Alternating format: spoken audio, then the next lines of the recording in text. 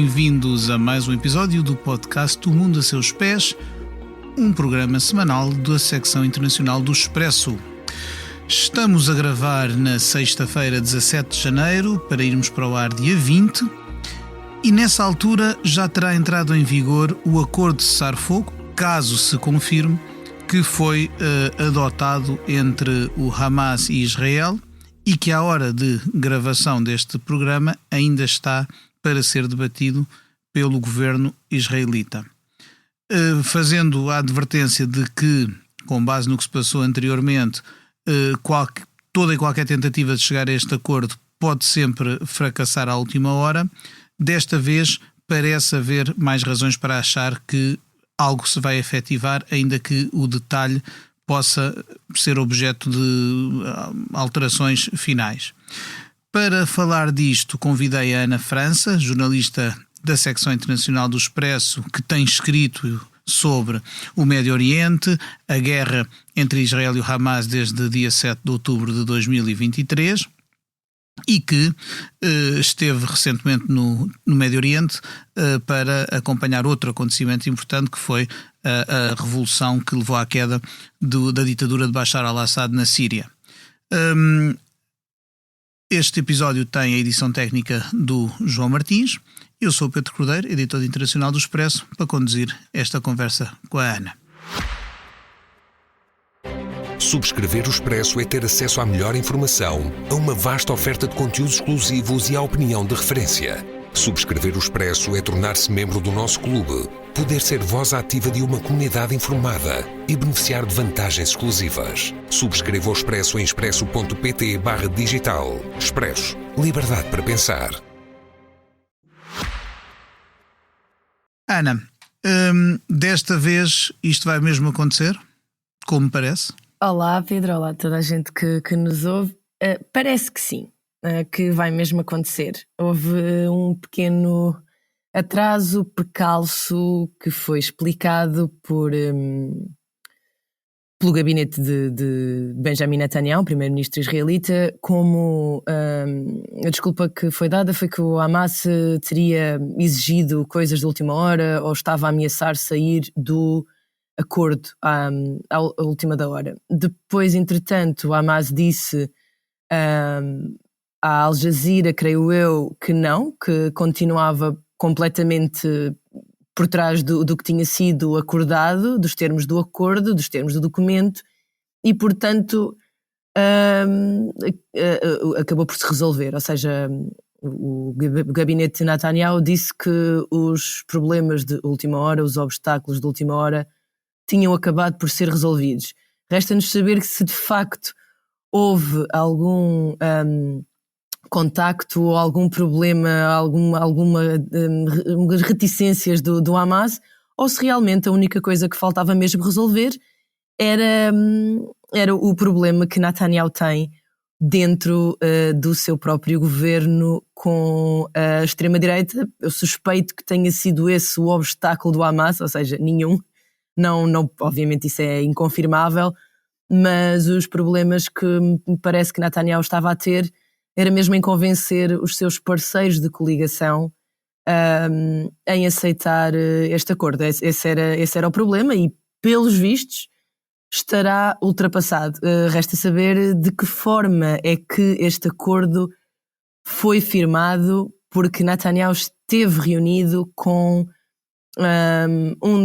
com o líder de um dos partidos que fazem parte da sua coligação, o Partido Sionismo Religioso, cujo líder, Bezalel Smotrich, é uma das pessoas... Ministro das Finanças de Israel. Ministro das Finanças.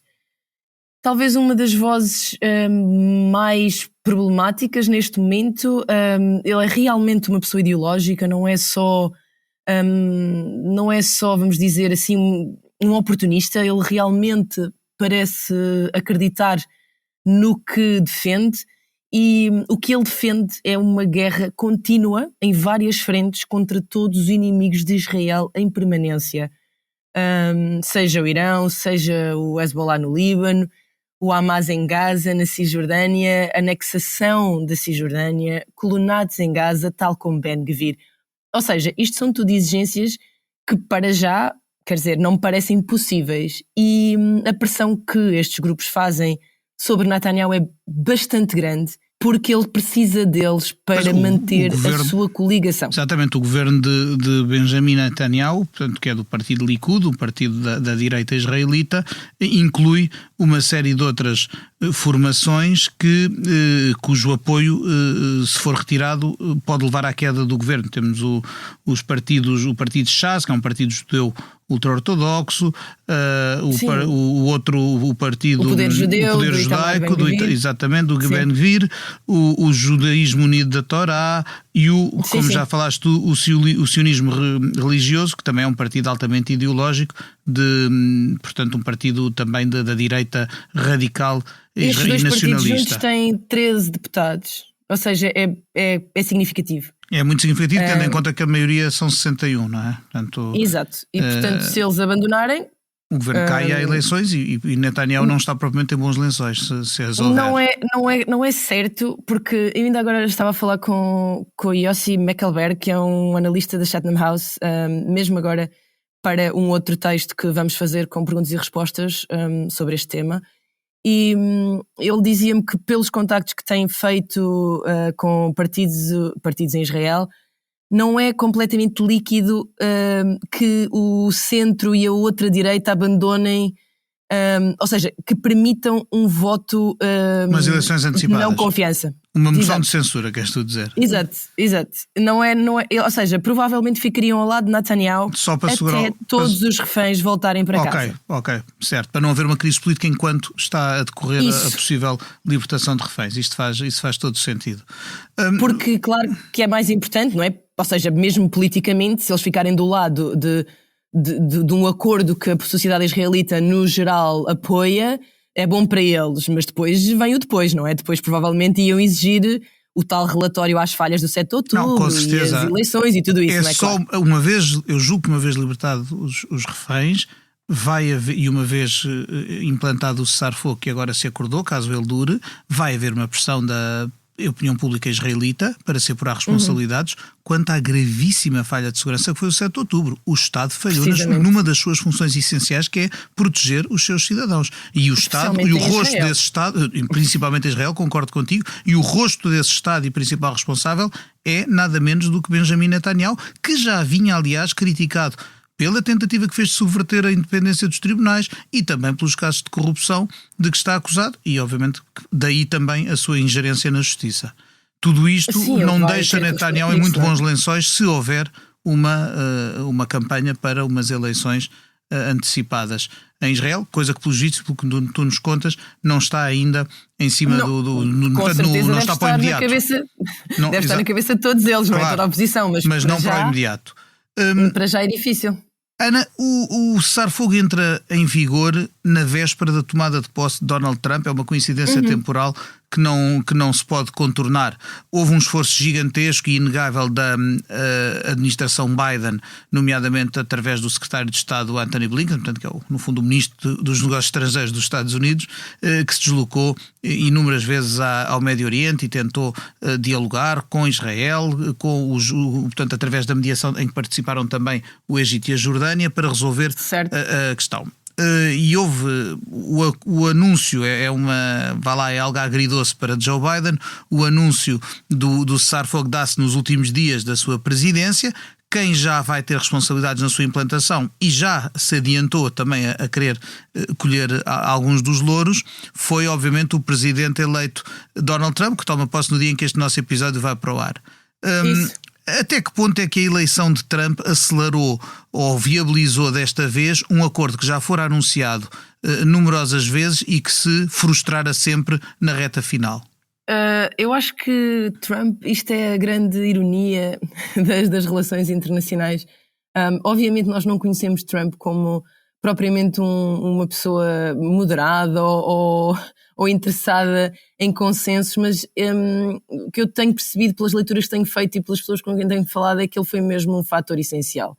Isso mesmo foi confirmado pelo porta-voz do Departamento de Estado dos Estados Unidos ontem, depois de Biden falar. Quem ficou a responder à maioria das perguntas foi de facto Miller.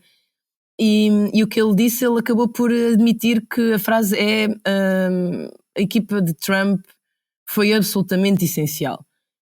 Portanto, se uma pessoa que ainda é do governo de Biden, não é? Porque obviamente é porta-voz do Blinken, admite isto, eu suponho que tenha realmente sido uma influência muito grande. E estamos neste ponto em que temos quase que dar a Trump os parabéns por ter conseguido pelo menos uma trégua muito urgente para as pessoas de Gaza, que parece que vai mesmo entrar em vigor domingo. Quer dizer, pronto, nós temos sempre aquela... Podemos estar reticentes e acho que é normal que estejamos na medida em que no Líbano continuam a haver bombardeamentos esporádicos, portanto não faço ideia se Israel vai respeitar completamente o cessar-fogo em Gaza. E se o Hamas o vai respeitar também?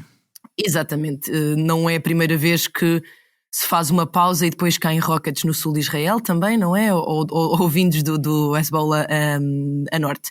Portanto, esperemos que sim, acho que toda a gente espera que sim, mas é realmente muito significativo a influência de Trump neste acordo, e também será muito possivelmente Trump que vai impedir a extrema-direita de Israel de ter o poder que já teve anteriormente a inaugurar outros cessar-fogos. Se há coisa que Trump quer, pode não ser uma questão de uma convicção tão grande, tão firme como, por exemplo, a de Joe Biden tem no apoio a Israel. Sempre soubemos que Joe Biden, embora fizesse parte de administrações, a dele e a de Obama, que foram até críticos com governos israelitas, jamais poria em causa a aliança e o apoio a Israel. Já no caso de Trump, a prioridade parece ser outra, também não estou a dizer com isto que Trump põe em causa essa aliança, mas a sua maior preocupação parece-me ser querer um acordo que lhe permita também ter esses louros, ou seja, dizer: eu contribuí para este acordo acontecer, eu acabei com a guerra de Israel-Hamas, da mesma forma que quererá dizer um dia: eu acabei com a guerra da Ucrânia. Julgo que aparecer como o homem que resolve as guerras, não, claro que pode acontecer. E atenção, em termos de Médio Oriente, não se pode negar a Trump, por exemplo, no seu primeiro mandato, o grande êxito diplomático foram os acordos de Abraão. Trump conseguiu, sobretudo através do seu genro Jared Kushner e de outros enviados, conseguiu que uma série de países árabes estabelecessem relações diplomáticas com Israel. E isto é um êxito que goste ou não de Donald Trump, não se lhe pode negar. Marrocos, Bahrein, Emirados Árabes Unidos, Oman, Sudão. Bom, estaria na calha antes do massacre do 7 de outubro cometido pelo Hamas, estaria na calha uma aproximação com a Arábia Saudita que desagradava ao Irão e ao Hamas, e que seria histórico e importantíssimo. Eu digo estas coisas porque quando se lembra, por exemplo, que Barack Obama recebeu um prémio Nobel da Paz por gerar esperança, Trump até tem alguns êxitos diplomáticos e se estiver envolvido no final destas guerras não deixará de os reivindicar, que são palpáveis. Sim, só que, Pedro, na questão dos acordos de Abraão, que são obviamente um grande feito diplomático, deixaram mais uma vez de lado a questão palestiniana, não é? E há culpa dos dois lados, ou seja, os próprios países árabes aceitaram assinar esses acordos, não é? Sem a mínima exigência. O que nos mostra, eu ia dizer exatamente isso, quer dizer, que Trump esteja muito pouco preocupado com a Palestina e a sorte dos palestinianos, para dizer isto de uma forma suave. Exato. É algo que não me admira, não é coisa que me surpreenda. Eu acho que o que mudou foi que os países árabes deixaram de ver na Palestina, na questão palestiniana, uma linha vermelha para terem relações que lhes interessam ter, económicas, tecnológicas e outras, com Israel. Com Israel, sim, mas a questão, há alguns analistas que até indicam esses acordos como se fosse quase a última gota d'água para o ataque de 7 de outubro, na medida em que pareceu que já não tinha nada a perder, não é? E a perspectiva da aproximação de Israel à Arábia Saudita, com certeza que era uma pré-gota d'água, digamos assim, uma prevista, que não agradava nem ao Hamas na Palestina, nem ao Hezbollah no Líbano, nem sobretudo ao seu grande patrocinador Irão. O Irão, claro, porque pode ter sido uma espécie de nós temos que agitar isto de qualquer forma e tem que ser grave e tem que ser marcante. Isso é uma teoria que eu aqui até acho que tem alguma lógica, na medida em que quando o maior inimigo dos palestinianos há anos está a fazer acordos com todos os outros países que era suposto serem apoiantes da causa, obviamente é normal que os palestinianos se sintam tentados. Os palestinianos não, porque obviamente os palestinianos não fizeram aquele ataque horrendo, aquele massacre imperdoável em Israel. Obviamente foi um grupo terrorista que o fez. Mas ou pode ter havido uma pressão, tipo uma espécie de catalisador. Ok, tem de ser agora, porque estes acordos não podem chegar à Arábia Saudita, não é? Daqui a pouco estamos completamente isolados e mais ninguém nos vai defender. E pronto, estamos aqui 16 meses depois, com Gaza completamente arrasada e os problemas de Gaza, claro que os mais óbvios são os bombardeamentos e as mortes, e por isso tem de parar. Situação humanitária, mas o que vem daí a destruição. O que vem a seguir é uma autêntica reconstrução do mundo, não é? Quer dizer, não há absolutamente nada que sustenha a vida civil em Gaza neste momento. Nada, e as próprias instituições, partindo do princípio que não vai ser o Hamas a mandar em Gaza depois disto, porque é algo que Israel não creio que esteja disposto a admitir. Partindo também do princípio que, apesar dos extremistas que há no governo de Israel, o país não vai reocupar Gaza. Certo. Não digo que seja completamente impossível, porque há gente ali mesmo ultranacionalista, e para quem é um bom palestiniano é um palestiniano morto. Mas, sim, e que vem o Israel como Greater presumindo Israel, que isso não vai acontecer, com partes exatamente, do Líbano, com partes da Jordânia, com partes da Síria. Tão do rio ao mar como os palestinianos que também que os pró-palestinianos querem acabar com Israel. Também existem, não é? Agora, partindo do princípio que não há reocupação e que não há Hamas, quem é que vai gerir Gaza? Isto é uma questão que se vai colocar. Não pode ser Israel, não podem ser os americanos. Do ponto de vista político e social, terão de estar envolvidos, com certeza que sim. Mas tem de haver um envolvimento de quem? Dos países dos vizinhos, do Egito, da Jordânia, dos Emirados. Quem é que pode quem é que podem ser interlocutores nessa empreitada? É assim, acho que provavelmente este grupo de mediadores que conseguiu isto, vai entre aspas, não é?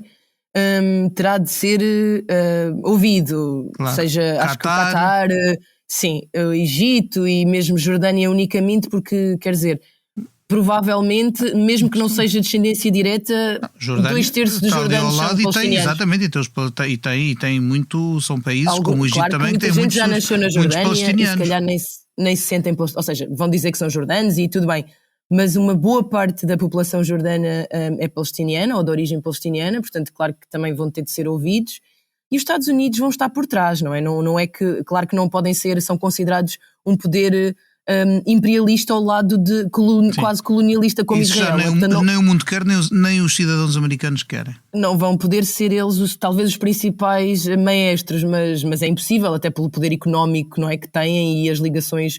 Os Estados Unidos têm bases militares em muitos daqueles países do Golfo, atenção, não é? Não é como se fosse um poder lá longínquo, não é? Está muito presente ali, até porque o Irão também está ali, e os Estados Unidos têm sempre o poder de dissuasão ali muito, muito perto do Irão, e vão continuar, creio eu, a tê-lo. Agora, quem vai governar Gaza é um problema que eu acho que nem é para a terceira fase, não é? Já é que deste acordo, é já para uma outra fase, onde uma fase em que as principais emergências humanitárias já estejam mais ou menos a caminho de serem resolvidas. Eu não sei se a autoridade palestiniana vai ficar totalmente fora disto, apesar das pessoas também já não confiarem muito nela. A autoridade palestiniana está com a sua legitimidade minada, porque terminou o atual mandato, acabou em 2009 e nunca houve eleições, e as vezes que Mahmoud Abbas, que é o presidente as prometeu, acabou sempre por anulá-las, além de ser visto o seu partido Fatah ser visto como um antro de corruptos, não é? Pois, e assim, há muitos palestinianos que falam da Fatah ou da autoridade palestiniana como subcontratados da ocupação. É o nível em que as pessoas confiam neles, não é? Portanto, como se fosse um third party, não é? Em que, tipo, vamos buscar ali funcionários para a ocupação de Israel como se eles fossem mesmo assalariados de Israel, não é? Que é muito assim que as pessoas principalmente onde eles governam, que é na Cisjordânia, a autoridade palestiniana, as pessoas não veem que eles tenham feito absolutamente nada para impedir os absolutos exageros de colonos de extrema-direita que simplesmente atiram pedras a crianças e aquilo passa tudo muito ao lado, não é? Não há um único polícia palestiniano da autoridade palestiniana que vá lá meter-se com as IDF e toda a gente continua a viver num autêntico estado bastante distópico, diria eu, não é? Porque a ocupação não tem só a ver com o que se passa em Gaza, é matar pessoas com bombas, mas o que se passa na Cisjordânia também não é. Ou seja, eu ia te perguntar sobre isso. Pode ser, pois, a guerra, podemos desligar isto, não é? Esta guerra puxou as atenções todas para a faixa de Gaza, porque foi lá que ela decorre, foi de lá que veio o ataque, o bárbaro ataque contra Israel em outubro de 23, e é lá e foi aquele território que foi completamente destruído, onde as pessoas estão encurraladas e a morrer. Dito isto, é claro que o território do futuro Estado palestiniano, pelo menos para quem acredita que ele um dia possa existir, inclui também outro território que é outra parte do território que é precisamente a Cisjordânia, onde também decorrem diariamente abusos, violações de direitos humanos, etc., por colonos israelitas contra palestinianos, além de que grande parte da área ocupada por esses colonos é precisamente território que legalmente viria a fazer parte de um futuro Estado, do tal futuro Estado palestiniano, que a gente não sabe se alguma vez se vai materializar. Como é que tu olhas para a situação da Cisjordânia hoje em dia?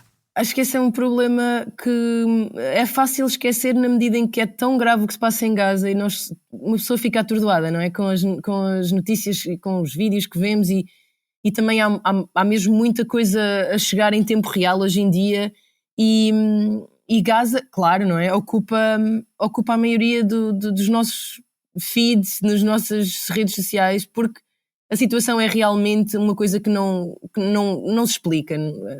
E depois ainda temos os membros que estávamos a falar há pouco, da extrema-direita israelita, a dizer que defendem que se pare completamente, que se ponha um fim completo à entrada de ajuda humanitária em Gaza, porque só assim é que o Hamas vai ceder, como se isso tivesse acontecido nos meses em que houve pouca ajuda a entrar ou nenhuma. Claro que o Hamas não quer saber minimamente da sua população, portanto isso não vai fazer ninguém quebrar, não é? Só vai mesmo provocar a morte de mais pessoas.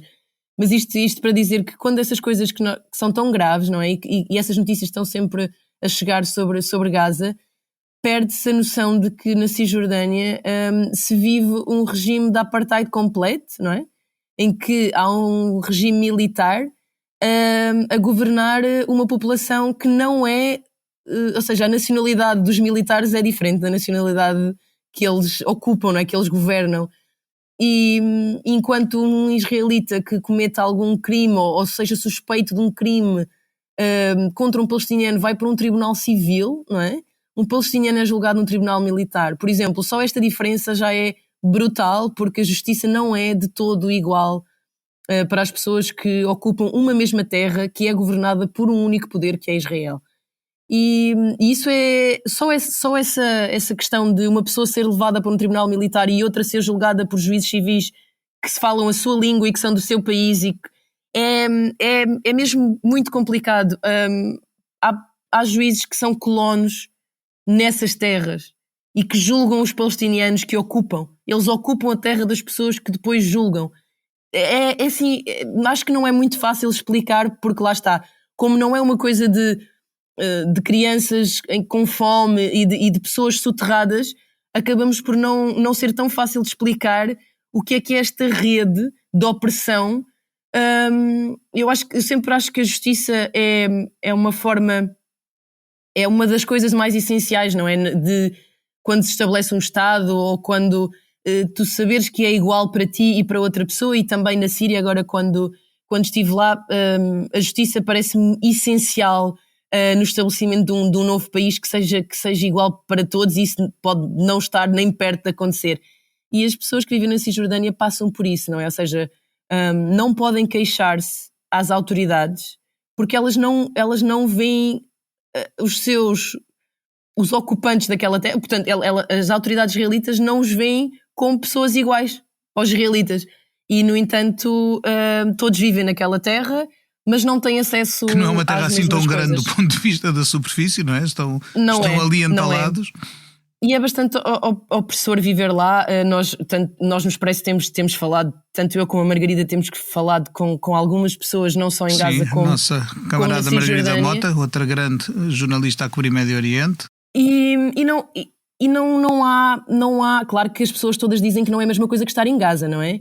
Mas mesmo assim não há uma vida, não é? Não se pode dizer que o tempo que as pessoas passam em checkpoints para passar para zonas que são da sua própria cidade, há zonas inteiras completamente interditadas, portanto que os palestinianos não podem ir e não lhes explicam porquê.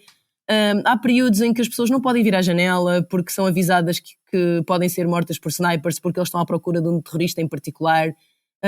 Portanto não é bem uma vida, não é? Só não há talvez bombas de 5 em 5 minutos, mas há rusgas durante a noite, há pessoas que são levadas.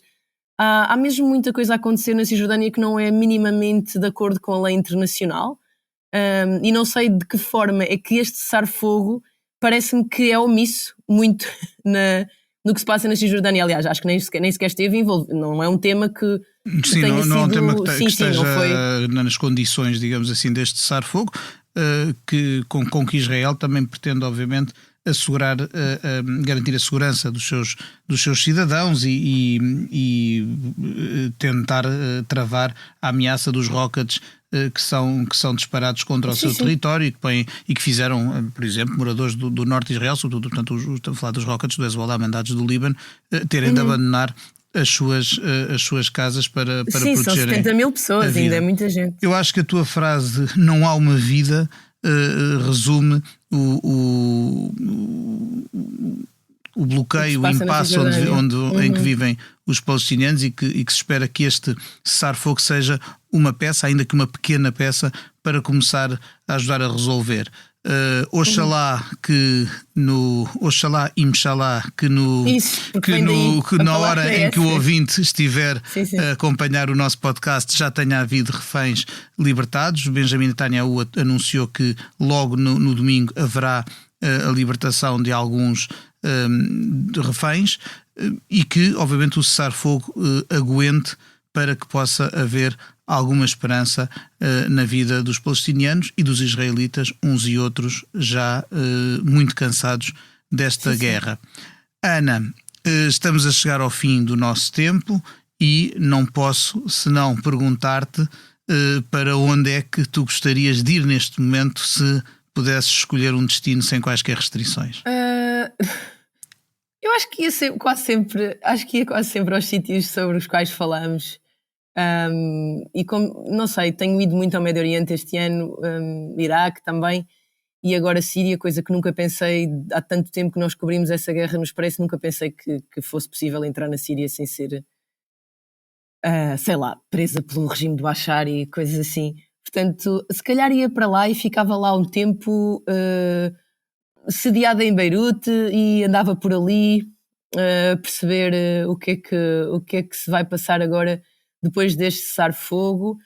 Sinto que ir à Cisjordânia também é um sítio onde há muita coisa também para contar, exatamente por causa do que nós estávamos a falar, não é? Que não é fácil explicar, é fácil explicar o sofrimento com bombas, mas não é tão fácil explicar o que é viver sob ocupação no dia-a-dia. Portanto, o Médio Oriente é sempre um sítio que me recebe muito bem, onde se come extraordinariamente, onde me confundem com as pessoas locais. Portanto, por mim, seria um bocadinho como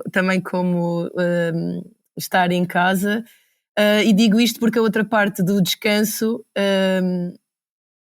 que é para mim quase sempre praia, também já está assegurada, já será a Indonésia este ano, portanto essa parte já está assegurada, por isso posso escolher bem. sítios. Olha, eu acho que se fosse agora viajar, se calhar escolhia um território cujo mapa vi hoje aqui na redação do Expresso em cima da tua secretária, que é a Groenlândia, essa ilha gigantesca sobre a qual eu tive curiosidade, que agora está na berra e sobre a qual fiquei ainda mais interessado quando li recentemente um livro fascinante chamado O Africano da Groenlândia. Sim, senhor. De um autor, aqui para ler. É a história de um autor do Togo, portanto de um pequeno país africano, Tété Michel Kpomassie, que a meio do século XX, resolveu que queria mesmo conhecer a Groenlândia e é uma aventura extraordinária.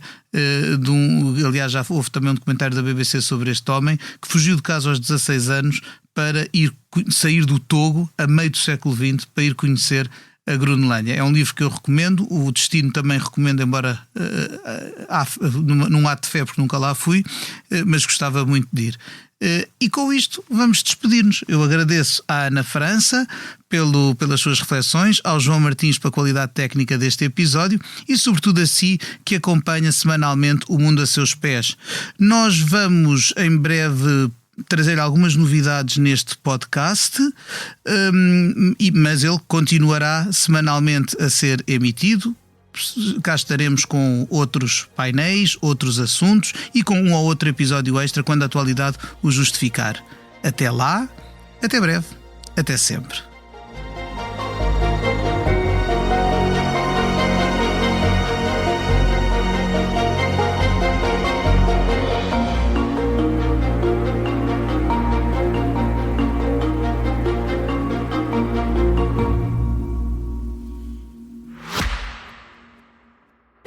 Subscrever o Expresso é ter acesso à melhor informação, a uma vasta oferta de conteúdos exclusivos e à opinião de referência. Subscrever o Expresso é tornar-se membro do nosso clube, poder ser voz ativa de uma comunidade informada e beneficiar de vantagens exclusivas. Subscreva o Expresso em expresso.pt/digital. Expresso. Liberdade para pensar.